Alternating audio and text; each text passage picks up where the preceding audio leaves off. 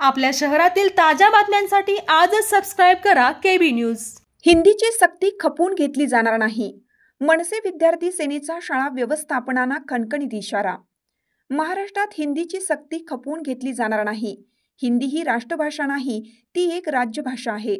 आगामी निवडणुका डोळ्यासमोर ठेवून हिंदी भाषिक मतदारांना खुश करण्यासाठी हिंदी भाषा पहिलीच्या विद्यार्थ्यांच्यावर थोपवण्यात आल्यास महाराष्ट्र नवनिर्माण सेना राज्य शासनाचा कुटील डाव उधळून लावेल, असा इशारा महाराष्ट्र नवनिर्माण विद्यार्थी सेनेनं शाळा प्रशासनाला दिला आहे। महाराष्ट्र राज्य सरकारने नुकताच काढलेल्या शासन निर्णयानुसार सर्व शाळांनी त्रिभाषा सूत्र राबवायचे असे आदेश दिले आहेत। त्यानुसार तिसरी भाषा म्हणून सर्वसाधारणपणे हिंदी शिकवण्याचे निर्देश दिले आहेत। सन्माननीय अध्यक्ष राजसाहेब ठाकरे यांनी या धोरणाला कडाडून विरोध केला आहे। महाराष्ट्रातील शाळा पहिलीपासून हिंदी कसे शिकवतात हे आम्ही बघतो, असा इशारा सन्माननीय राज ठाकरे साहेब यांनी दिला आहे।